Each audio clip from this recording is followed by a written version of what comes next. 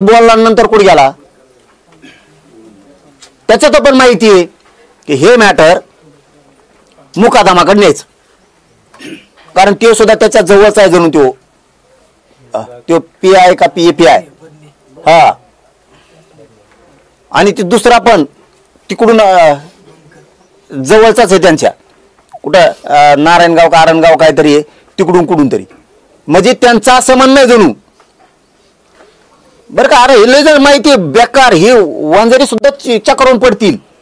मी माझ्यासाठी म्हणत बरं का, पुन्हा पुन्हा ते तुमच्यातले ते येते 2-3 उष्टे आणि पुन्हा ते लिहिण हे ते, मी मला खरं सांगायची माहिती, हे महादेव मुंडे भैया मुंडे यांच्या परिवाराला विचारू आपण साथ द्यायला लागलो कशी देतो सांगायला मी.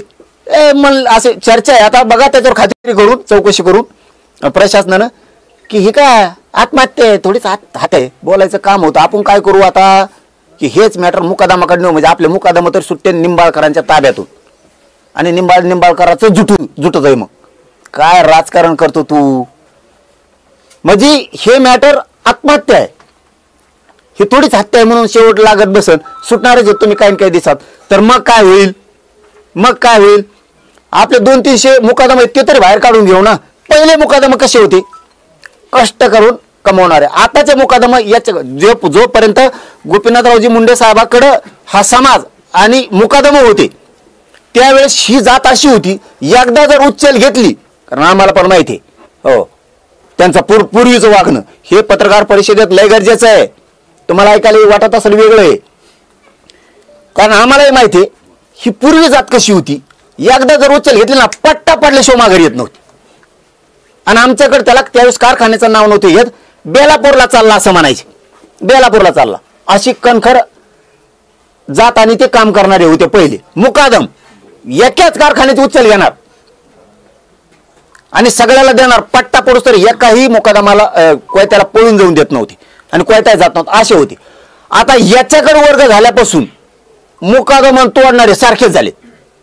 ह्या कारखान्याचे 50 लाख घे, त्या कारखान्याचे 50 लाख घे, त्याला सांगायचं माझ्याजवळ 50 ऊस तोडणारे कोयते, याला सांगायचं 50 आहेत, याला 25 द्यायचे आणि त्याला 25 द्यायचे. ह्या कारखान्याला जर म्हणला तर 25च का मानले, पळून गेले राव ते आलेच नाही, आणि इकडल्याला म्हणायचं पळून गेले आलाच नाही. मग पुढं काय करायचं, तर आता ऊस तोडून घेऊ, शेवटी हिशोब करू, जेव राहीन ते माघारी करू, आणि मग करायचा नाही. मग त्या कारखान्यावाल्याने मालकाने विश्वास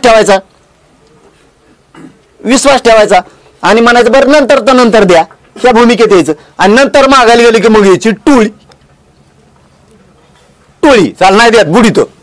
काय समाज केला यार तो बुडीतो. मग याला लागले तर खोटे पैसे खायची सवय, पहिले कष्टाचे खात होते त्यावेळेस मिशा पिळीत होते. आम्ही बघितलेला समाज सांगायलोय मी, मिशा पिळून ताईट जागायचे. आता याला चुट्ट खायची सवय लागली आणि हे विषय न्यायचा कारखान्यावर निंबाळकराच्या, आणि मग मुकादमा सोडून घ्यायचं, मोकळं व्हायचं. मग ते संपदाताईचं तिकडं खून जिराला तरी चालन किंवा ती आत्महत्या ती जिरली तरी चालत. काय भूमिका आहे तुमची, आणि डोळे उघडा ते त्याच्यात असतील तर आम्ही म्हणतो का नाही आमचा तो विषय का. मराठ्यांनी याच्या शानावर कसं लावून देतात, आणि माझं सगळ्याच मराठ्यांना निंबाळकरां त्या 2-3 त्यांच्यासह सगळ्या राज्यातल्या मराठ्यांना सांगणं आहे, आपल्या वापल्यातले मराठ्यांच्या नेत्यांनी वाद कमी करा. खूप कोण कोणाला संकट करायला लागले सांगता येणार. आपल्यातले राजकारणी मराठी नीट राहा, आपल्यातले तुम्ही टीका करा, भाषण करा, पण टोकाचे वाद कमी करून टाका. एक चिल्लरच आहे, एक चिल्लर माणूस इतक्या मोठ्या नेत्यांना जर बोटावर मिरत असला तर काय, हा मा ध्यानात आलं ते बोटावर, त्याच्यात म्हणले तुम्ही काहीतरी व्हिडिओ बना, खोटे रेकॉर्डिंग बना, तुम्ही जा लांब लांब कुठं तरी, त्यांचे ते राज्य आता तो सांगन ना, ते आरोपी आहे ना, तो सांगन ना आता काय काय चौकशी बघतो ना मी. आमच्या कोर्टात जनतेच्या सगळं खरं झालेलं आहे.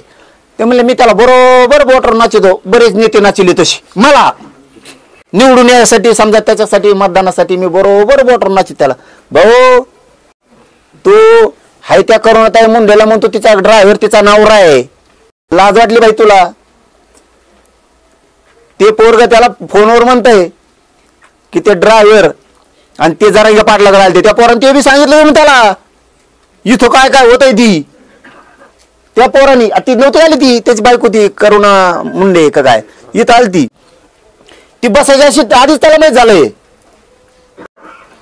आणि मग तो मला तो ड्रायव्हर होता असा होता तो आरोपी म्हणतो त्या धनंजय मुंडेला तर तेव्हा म्हणतो नाही रे ते ड्रायव्हर नाही तिचा नावर आहे हे म्हणतोय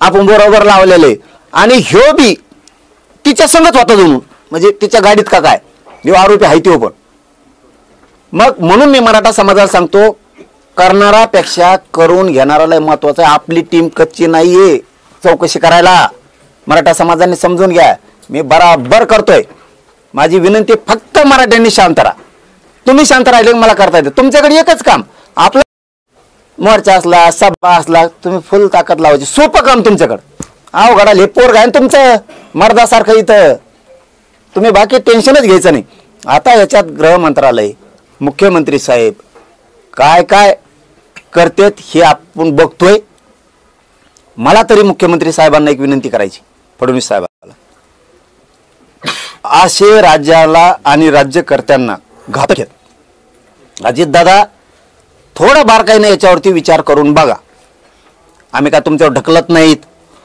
किंवा आमच्यावर आलं म्हणून आम्ही कोणावर आरोप नाही करत मी पक्का आहे सावध वेळ सावधाची भूमिका सांगतोय इतकं सहज गाफील राहून हा विषय फडणवीस साहेब सोडू नका अजितदादा सोडू नका शिंदे साहेब तुम्ही सुद्धा सोडू नका याच्या मुळात जाऊ द्या आता आणि याचा शेवट करा ज्यांना मी सांगितलेलं काही खोटं वाटत असेल म्हणजे राजकीय नेत्याला म्हणतो त्यांनी तुमचा आमच्याकडे माणूस पाठवा आम्ही तुम्हाला आम्ही बोललेल्याचा पुरावा देतो उदाहरणार्थ ते बावनकुळे साहेब म्हणतील नाव घेतल्यामुळं अहो लय नेत्याचं नाव आहे तो लय नेत्याचं नाव आहे त्याला शॉर्ट बसन आपण आपले